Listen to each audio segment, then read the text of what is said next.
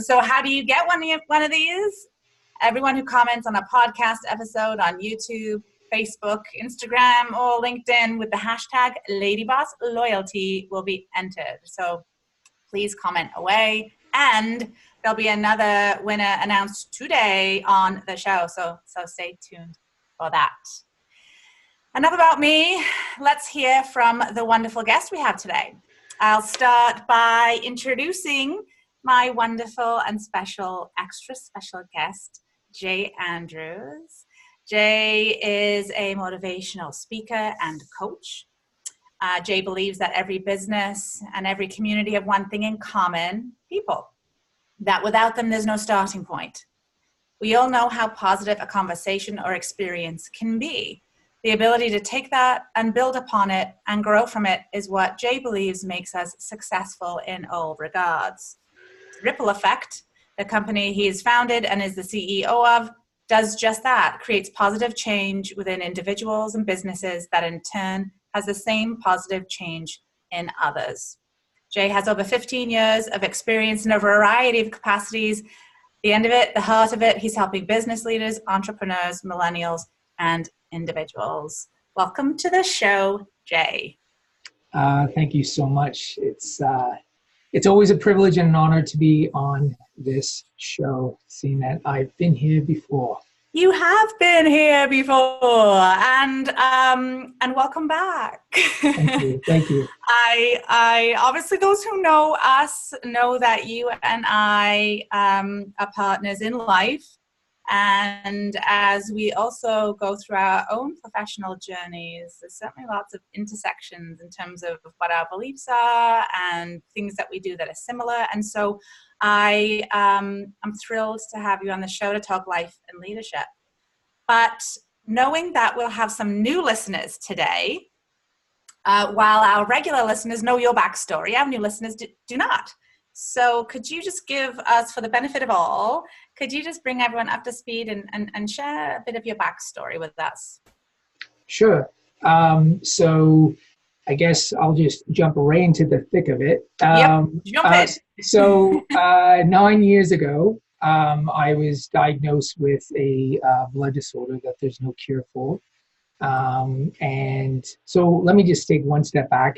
I believe things happen numerically, and for myself, things happened in threes. Being a major baseball fan, loving the Cubs. I know in the back end, when watching right now, I'm representing Canada and our women in the World Cup. There's jerseys hanging up in the background.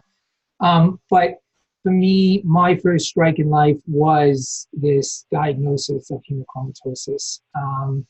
Shortly after being diagnosed with this, I was involved in a pretty horrific car accident that should have claimed my life, and it did not, obviously.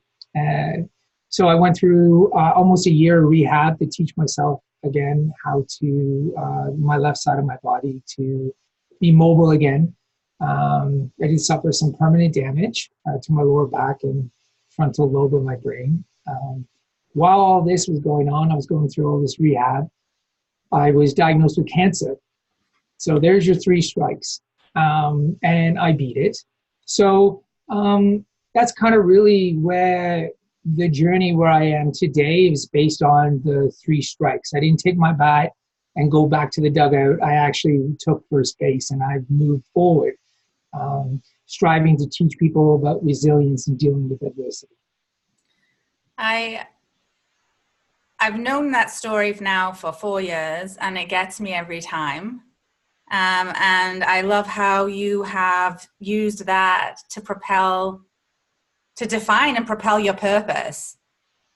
People who I coach, people who listen to the show regularly, hear me say that I do believe that your pain can define your purpose. And you have done just that, and that takes a lot of courage. It's not easy. And I think we see this sometimes with athletes or whatever, and you see them winning all these championships, or you see some of these businessmen and women out there winning all these awards and stuff. and they're like, oh, look at them, they've got it all. But people don't see all the crap that went on behind the scenes and all the blood, sweat, and tears that went on before that. They just see the accolades. But I'm telling you right now, it's not easy, and it is difficult. But I'm a true believer that regardless of your situation that you're in, we do have the power within us to succeed and to do it. It may take longer for others, but we do have it. I don't believe in the scenario or the situation where I can't do it.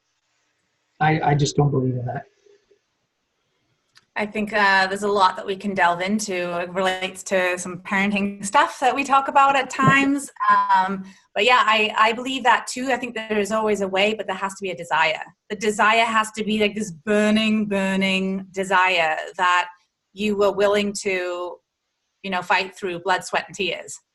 Mm-hmm. Because sometimes it does take that. And if you don't have that kind of desire, that's okay. But maybe then it's not for you. We could talk. Those who know also, Jay and I do a Chime In Tuesday on LinkedIn and YouTube. And this could so easily to go into one of those Chime Ins, which I love. But I don't want to do that here. Let's jump in to what I'm really excited to talk about on this episode. I thought it'd be really fun and insightful to do a top 10 countdown on the show today. Right. So Jay's top 10 life lessons. We're going to discover or explore what they are, the story behind them, and how they apply to leadership. Wow. I feel like I need a drum roll or something. There you go. Yeah. No, I'm really excited about this. I think this is a wonderful, wonderful topic, and I'm really, I think it's unique.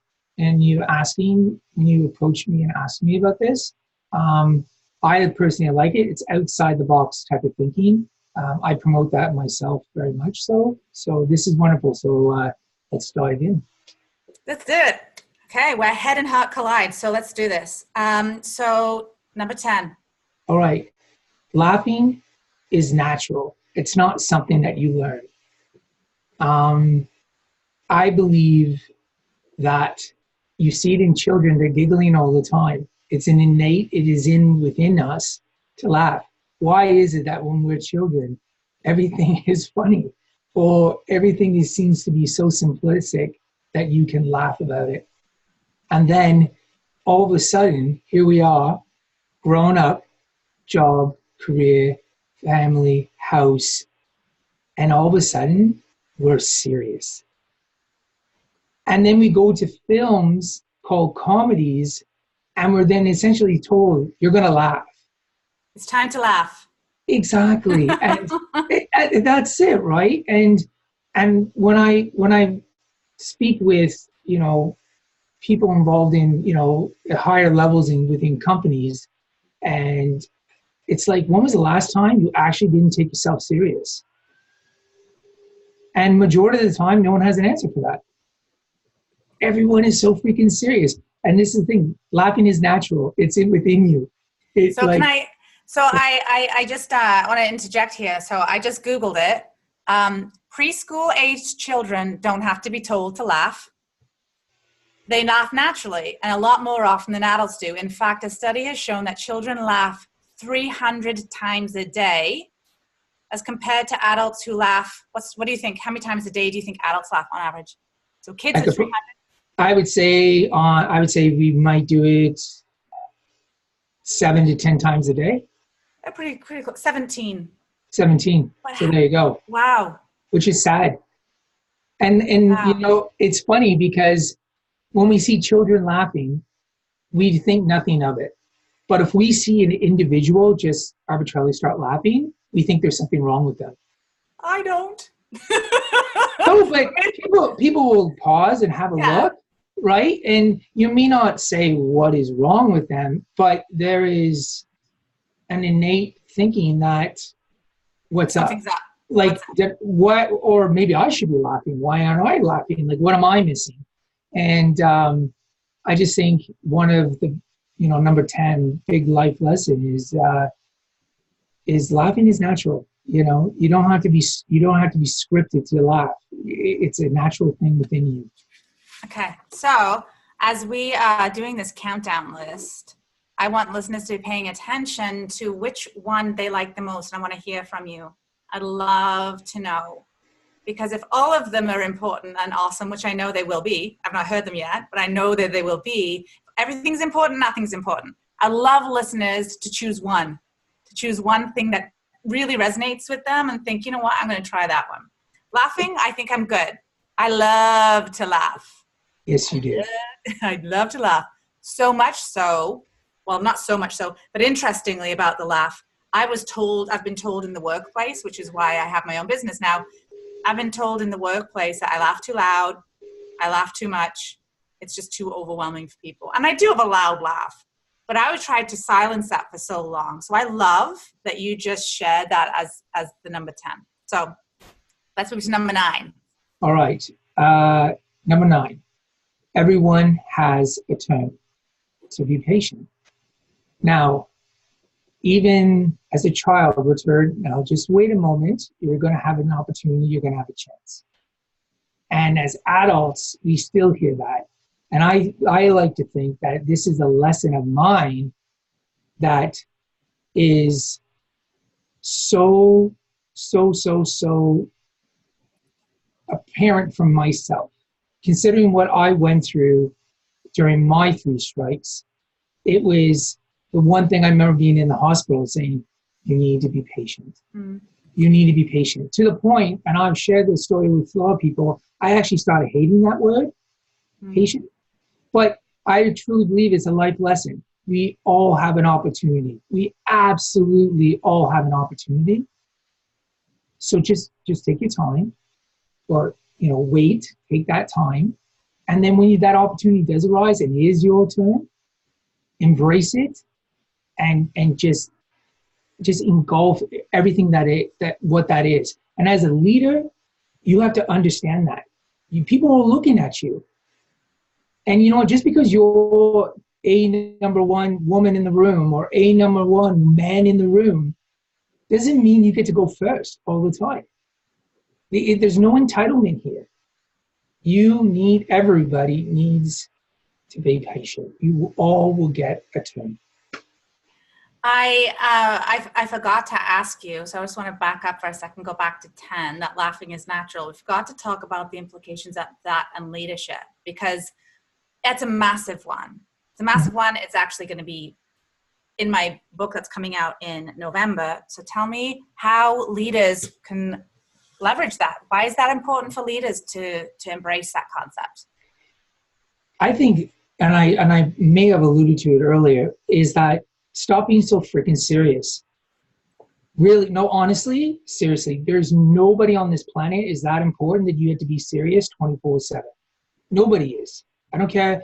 I'm sure somebody will have an argument about that, but that's not what it is. It's like laughter brings a sense of calmness, release within the room. There's a sense of you're relaxed more, you're not as tense, and you're actually human, right? You're not some robotic thing and just starting to plug the numbers or plug the itinerary that has to be in a meeting. As a leader, loosen up.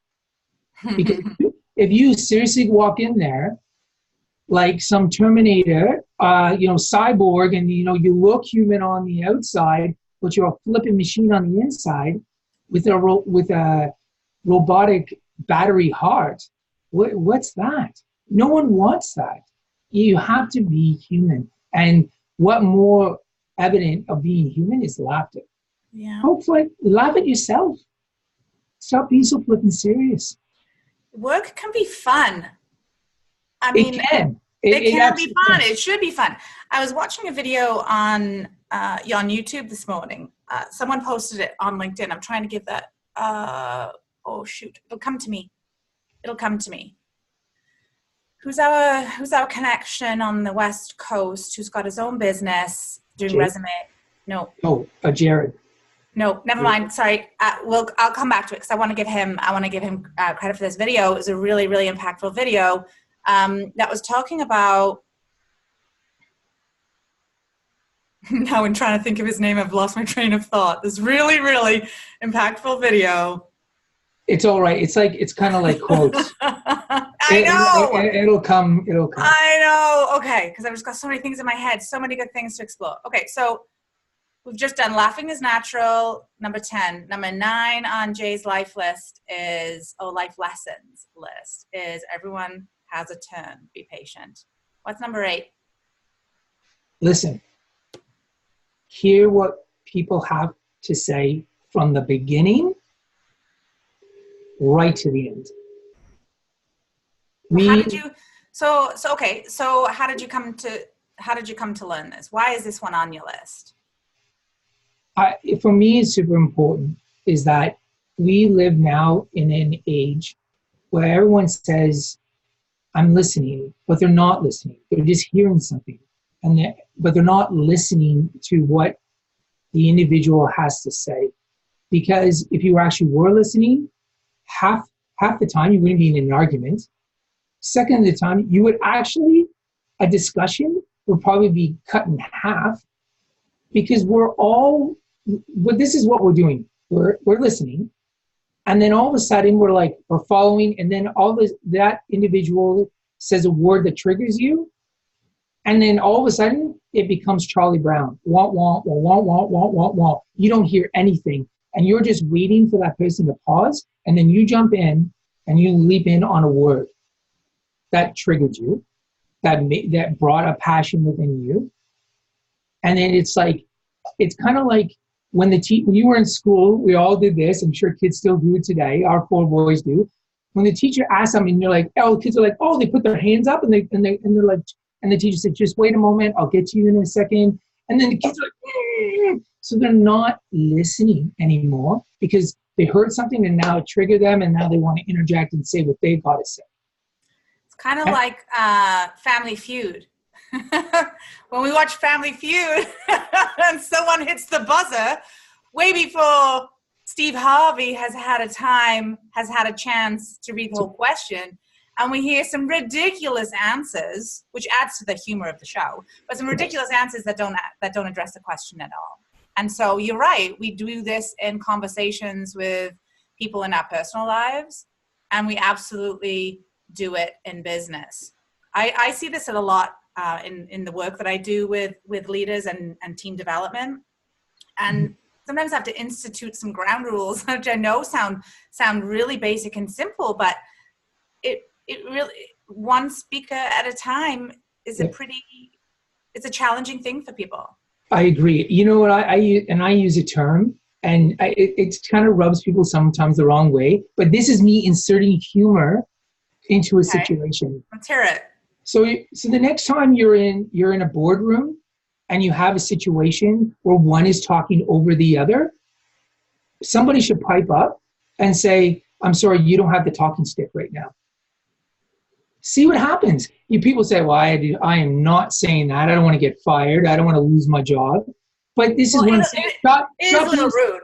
It is, but what I'm trying to get is stop being so freaking serious. Stop jumping over everyone and let a person listen to what that person has to say from the beginning to the end.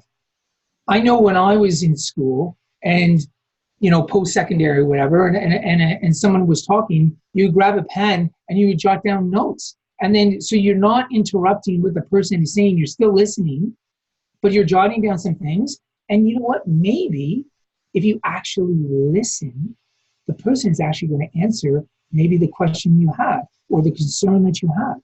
But because there's this innate need to be heard, going back to what I said in my top 10, be patient. You're going to have your turn. You're going to get the talking stick. Just be patient. Actually, I want to just mention what you're saying, though. I think there's a really easy way to implement that as a leader in business, and I've seen it.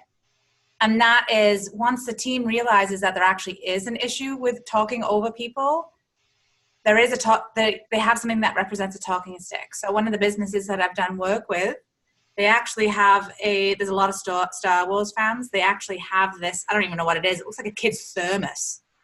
That is Chewbacca. Okay. You don't have Chewbacca, you're not talking.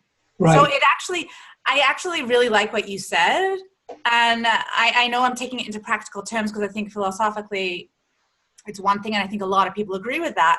What I do see is that people struggle with, okay, so how do I actually do that? And so I just wanted to give that as an example. And that's a great example. And I'll just throw something else in here. How many times have everyone gone to a business meeting or a business discussion and it's at a dinner table? So you're at a restaurant, right? So you're supposed to be there conducting business. And say there's 6 of you, I guarantee 5 of the 6 are on their stupid cell phones. And you're supposed to be conducting a meeting, right? And and I've been part of this, and I've implemented this, and I'm sure people have heard this already. You throw your phones in, and the first one to grab their phone pays the bill. It's being present. Stop.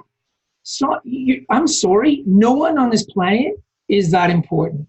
If you have agreed to be part of something, then be part of something. Don't just say, yeah, and then go in on your terms. This is not a negotiation. You were asked to do something. That was your opportunity to negotiate if you needed to. These are my terms. But you didn't. You said, yes, I want to be part of this. I'm in and I'm in. They didn't give you the right to be rude and sit there and be on your phone and not participate, or participate when you're ready to participate. So the next time you're out with your colleagues and you're having this meeting, that's what is scheduled in your calendars, and everyone's on the bloody phone. You know what? Throw the phones in the middle of the table. The first one that answers the phone, I understand an emergency, child crisis, someone's in the hospital. Okay, that's the exception to the rule. But to check your status on social media or check an email, that guess what? That email's still going to be there an hour from now. I'm sorry, guess what? You're footing the bill. Or at least if this is a new thing for you, try doing, you do the next round, whether it's an alcoholic drink or not. Or I'll tell you right now, if somebody's bill is $60 and somebody's bill is $200, the person paying the $200 is not grabbing their phone. Yeah, no, that's true. It's true. And you know what? I think, again, to go talking about this at a leadership level, I was doing some work with an executive team recently, and be present and engaged was one of the ground rules, behavioral rules that they decided together that they were going to agree to and hold one another accountable for. So this applies to everyone. It applies to people who are just entering the workplace. It applies to friends going out for meals. It applies to executive teams and everyone in between. All right, let's hear it. Number 7. All right. Failing is the first step in winning. Okay. We've heard this numerous times, and I talked about it at the beginning of the show. We see these people at the forefront doing these incredible things. Number 1 seller in this, greatest champion in this, all these things. But those people failed so many times before they got it right. Like, I tell the story to our boys. I mean, before there was devices and everything else occupying the time. My goal was to play professional, be a professional football player. I remember soccer. Soccer for those in North America. And I remember grabbing a duffel bag and putting, because it would only hold 2 soccer balls, and then carrying one with me and bringing it to a field and spending hours kicking the ball and trying to curve it and getting into the top corner. And then I had to go and retrieve the ball because I didn't have a net. And I did this nonstop. So then when it came to a penalty kick, I had the ability to, as the new expression is out there, bend it like Beckham, to bend the ball and curl it in. But people were like, oh, he has a talent to do that. Do you know the hours that went in to do that? Yeah. And this is what I'm getting at. You need to fail. I missed the net a gazillion times. I didn't even come close. I scuffled across the ground, didn't flatten my feet right, all these things. But this applies to everything at work. Use baseball. You're not going to hit a home run every time. you know? I think using sports, even those who don't like sports, I encourage to use sports as an analogy, because everyone gets the idea, like team sport, they understand some basic concepts and principles, but everyone's got a role, everyone's got a position. Yep. And if the head coach doesn't like how the point guard is playing, say in basketball, the head coach doesn't go on the court and take over. No. Right. But we see this in leadership all the time. Sorry. Yeah, and to quote John Madden, who's the coach of the Chicago Cubs, I mean, I think he's brilliant. And he would just say, get on base. You know what? You get a single, you're on base, right? This analogy that you gotta crush a home run every single time you're at base. You know what? If you're standing there and you're forcing this pitcher to throw 15, 16 pitches at you, and you finally get on base, you've actually you're helping your team out, and you're making the other person work so hard to get you out. And in leadership, in the people in the business world, is that you're not going to have 4 quarters of excellence. I'm sorry, you can strive for that, and that's your home run, but you're going to have a quarter that you're going to fail and flop, and you'll be scratching your head and figuring, okay, rally the troops. What are we doing wrong? What can we fix? What can we do differently? Perhaps we're not listening to the right people. Perhaps we're not, when we're together, we're not present. So maybe we need to be more present. So if you are going through your business and you're a leader and you're walking through your business with a silver spoon in your mouth, you're living a daydream right now. Because that's someone not telling you the truth. Yeah, and what will happen is when the carpet is finally pulled from underneath your feet, it's how far are you going to fall, and are you going to have the capability to get yourself back up? So failing leads to winning. I wanted just to share something that you and I witnessed yesterday, which is, again, this is a sports analogy, but I really, really liked it. So it was World Cup soccer is happening right now. France was playing, I can't remember who, doesn't really matter. Nigeria. And thank you. And there was an individual on Team France who was going to take a penalty shot, and she missed it. Pretty significant when we're talking soccer. And so few moments later, because the goalie had stepped off her line, had done something wrong in net, the penalty shot was retaken. And I remember saying to you, Jay, I hope they let the same woman take the shot. Because I think our natural inclination, whether we're talking sport, whether we're talking our kids doing something at home and they don't do it right, so we go in and rescue, or in the workplace that our employee may have messed up, you're not letting you try that again. Yeah. And so she, when they redid the penalty kick, it was her again. And did she miss? She sure did not. She nailed it. Nailed it. Mm-hmm. And to say, I love that. It's a great analogy. And we're so often in the business world, it's a knee-jerk reaction. It's like, it didn't work. Who's in charge? Oh, Jay was in charge? Replace him. And it's just like, are you freaking kidding me? Like, no one's perfect. I've always said this. We're leading people. We're leading people, not robots. You were mentioning that already before. Yeah. Number 6 on your top 10 countdown. Life list. Lessons. Everyone has talent. Period. Now, your talent may not be what your parents think your talent is. Your talent may not be what your brother and sister say your talent is. May not be what the people in the workplace say it is. Sometimes we have the capability of exuding a talent that is everyone can see. And that's great. It's a gift. Everyone sees it. You know it, they know it. But then there are times where things are hidden. Sorry? Maybe it's hidden. yes. And what I was going to get at is, say, okay, say your mother was a Olympic figure skater and won all these accolades and all this stuff. And then you say, I actually enjoy skating. She says, you're going to be an Olympic figure skater. And you're like, and she's like, you got the talent. And this is pushed on you. And you're like, I enjoy it, but it's not my talent. It's something that I enjoy.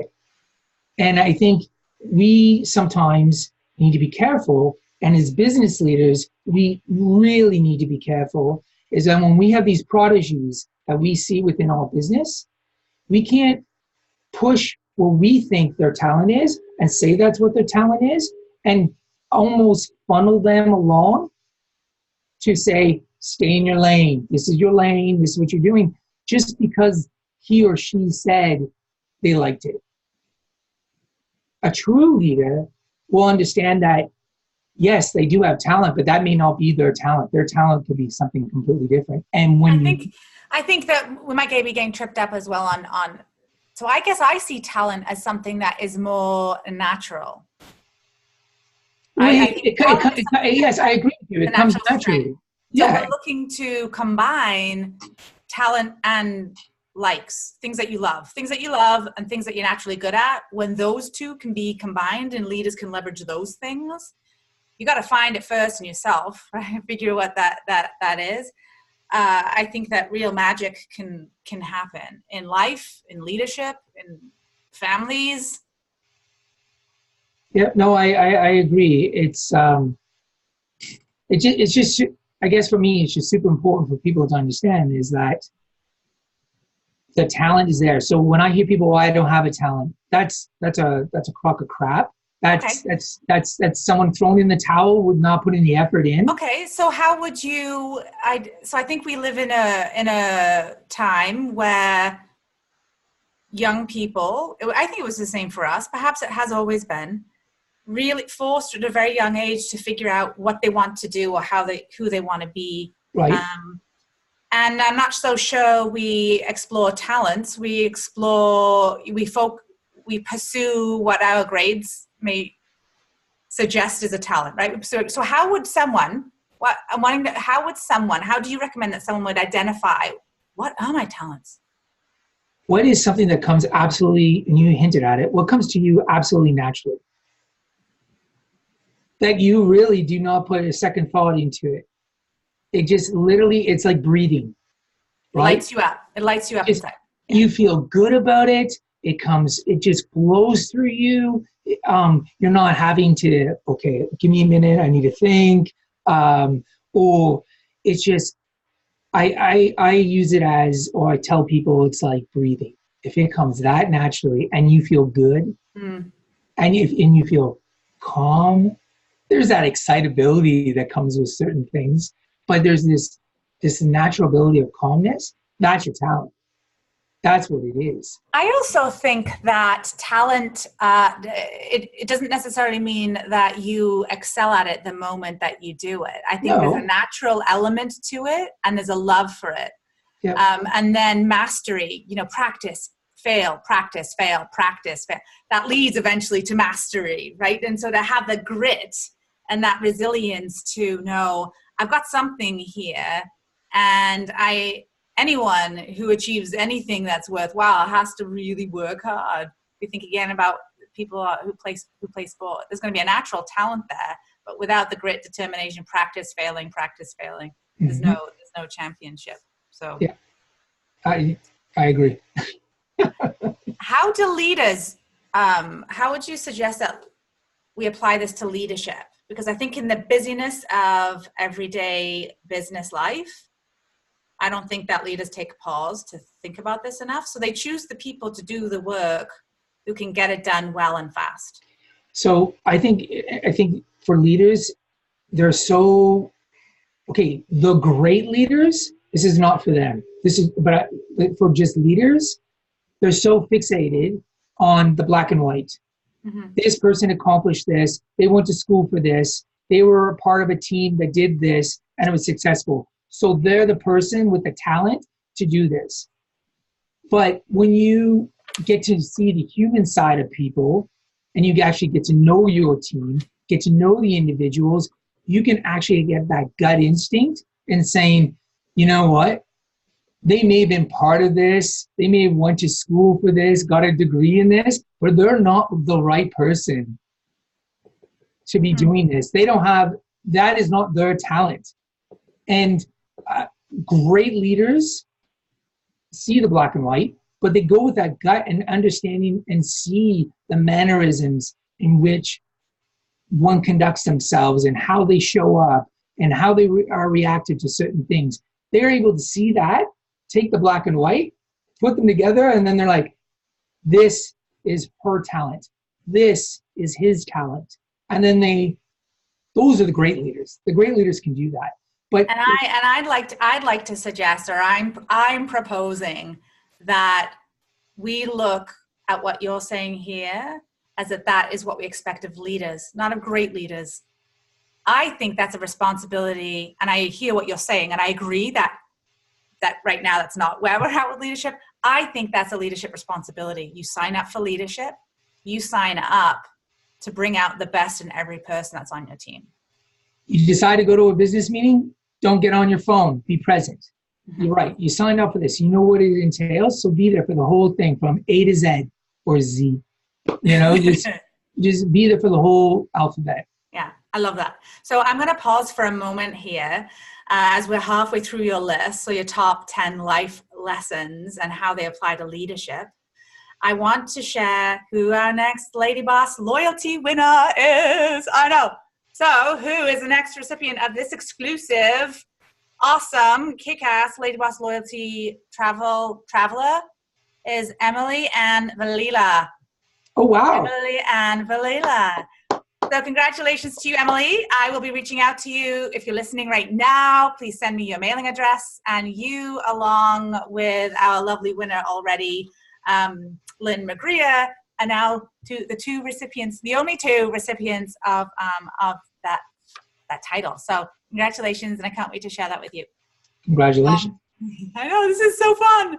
When I got in touch with Lynn about having won the first Lady Boss Loyalty exclusive giveaway, she was so excited. I don't know who was more excited. Me getting it packed up to mail to her and knowing the anticipation of it, knowing how excited she was. I think I was more excited than her. Anyway, we now have about 15 minutes left. I want to do a quick recap of the first 5 that you've shared with us. So we've got laughing is natural. Everyone has a turn. Listen. Failing is the first step to winning. Everyone has talent. What's number 5 on your top 10 life lessons? So it's not one word. So just let me explain. And okay. All right. You're right. There is no I in team. In life, you can't fly solo. You didn't do it on your own, okay? Yes, in life, there is an I. And yes, there are things that you've done from start to finish. But in the word life, there's an E. And that E includes everyone who has shaped and molded you to get to where you did start to finish. So this life lesson, and tell leaders this, there's no such thing as the lone wolf. There's this thing on social media, and you have all these people out there telling you, oh, the lone wolf, the lone wolf. You know what? Physically speaking, he or she may be the lone wolf, but they didn't just pop out at birth and, woo, this is what I'm going to be, and I've got all the tools, and I have all this. No, you were molded, you were shaped by countless individuals. Whether it's a podcast you're listening to, whether it was a teacher, a coach, your parents, siblings, best friend, partner, a movie, a book. You were shaped and molded. When we are born, we are a canvas, a clean slate. And yes, we do hold the paintbrush in our hand, but the paint is everyone around us. And we take little bits of that paint and we paint it on the canvas. So yes, we are the architect. We are the artist. We are doing all the painting. But the paint is being supplied by everyone around us. I think that's a beautiful analogy. You're the king of analogies. And what most people don't know about you is that you're also an extremely talented, speaking of talent, extremely talented artist, not a painter from what I've ever seen, but extremely talented artist. And so I love actually that you just shared, you know, you created an analogy that included that. It's also really easy for us to be able to visualize something like that. We know what a beautiful painting looks like. And I think that was really powerful. I also want to flip it, and that is, we are the paint for others. Yes, absolutely.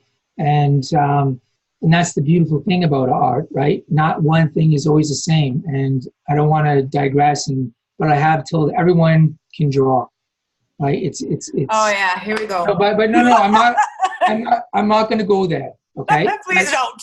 That's a different episode. Right. So, anyways, as I just said, that is my number. Number 4. That's number 5. 5. Unless I've missed one. And I shortened it to can't fly solo. You can't fly solo. That's right. And if you don't like that, you can let me know how you like that paragraph. No. That's perfect. That's perfect. I really want to include this top 10 in the show notes, and so that's why I'm taking note right now, so I can really, make it really concise. And that's what I took from it. You can't fly solo. Or there's no I in team. Whichever. We can decide that later. Yeah. So let's take it down to number 4. Number 4 on your top 10 life lessons list. Here's a new shocker. No one is going to like, or not everyone is going to like your cooking. In other words, yes, we all need to eat. We all need to, fuel the body. But that being said, not everyone's going to like what's being cooked. So in other words, don't take everything so freaking personal. Like, you can't please everyone.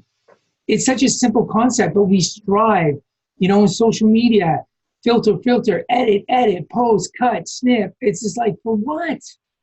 For what? Because you need to please everyone? How many people are on this planet? You're not going to please everyone. Hell, you get up and speak in front of a group of people. Say next time you're in a ballroom, the leader's in a ballroom. Because you're the boss, does that mean everyone's going to like what you're saying? No. But and you can't sit there and say, oh my gosh, I'm a horrible leader, knowing they're not following me. No, it has nothing to do with that. No one's always going to like the cooked meal that you're preparing for everyone. But they need to eat. So don't take everything so personal. Some people are going to really enjoy it. Others, they'll stomach it, or you might get the people saying, no, thank you. I think that's, I love how you called it, not everyone's going to like your cooking. I especially like it because also, once again, not everyone may know this, but you love to cook. And I happen to love your cooking. And I'm very, very grateful every day and every night for the meals you prepare for us. But I think that makes it really, really clear that of course we know not everyone's going to like your cooking. It's like, yeah, but we don't necessarily think of ourselves like that. Yeah. We're just as different as the meals that are prepared every night, each of us as individuals. So from a leader's perspective, because I do think that especially those leaders who go from buddy to boss, go from being a friend and colleague to then becoming the boss, can really struggle with this. Or a new leader in an organization, try to become friends with people. I think that that's their job to be liked. Talk to me a little bit about that. So I'm going to stay on the food analogy because everyone understands this. When you go into a restaurant, you open it up, there's more than just one item on the restaurant on the menu. As a leader, you're a menu. There's going to be things that people are going to order from you. In other words, listen to you on certain things, and they're going to be like, "Yeah, that's the best appetizer I ever had." But then there's certain things that you're going to talk about as a leader, and it could be a main course.